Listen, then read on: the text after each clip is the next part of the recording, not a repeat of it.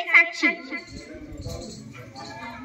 नमस्कार, माझे नाव साक्षी कृष्णा राठोड। मी हे काल ग्रंथालयातून पुस्तक नेले। ह्या पुस्तकाचे नाव आहे कोंबडीचे पिल्लू। हे पुस्तक खूपच छान आहे। ह्या पुस्तकाचे लेखिका आहे मीरा तेंडुलकर आणि ह्याचे चित्र काढलेले आहेत शीतल थापा। ह्याचे पेज आहेत 12। हे पुस्तक खूपच छान आहे आणि ह्या पुस्तकाची किंमत आहे 30 रुपये।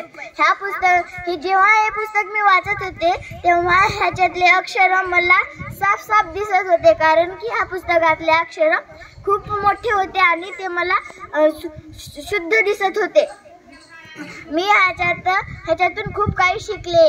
जेव्हा त्या कोंबडीचं तो पिल्लू ती कोंबडी त्या पिल्लाला त्याच्या घरात लपून देते आणि तो पिल्लू पहिले बाहेर निघत नाही, कारण की तो अंड्यातच असतो।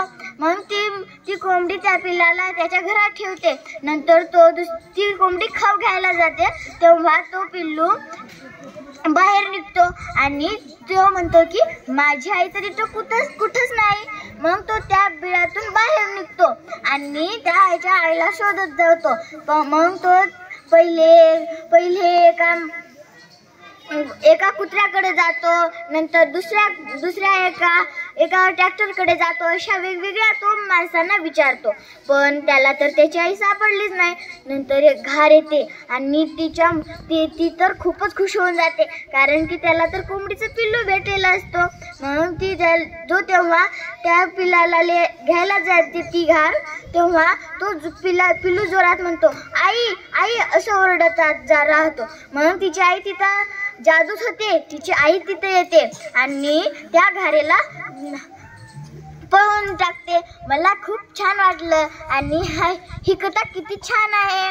मी जेव्हा ही कथा वाचली तेव्हा मला असं वाटलं की मी ही कथाकथनला पण सांगू शकते, असं मला ह्याच्यातून कळालं। ह्याच्या मला पृष्ठावर त्या कोंबडीचं आणि त्या पिल्लाचं चित्र पण दिलेलं आहे आणि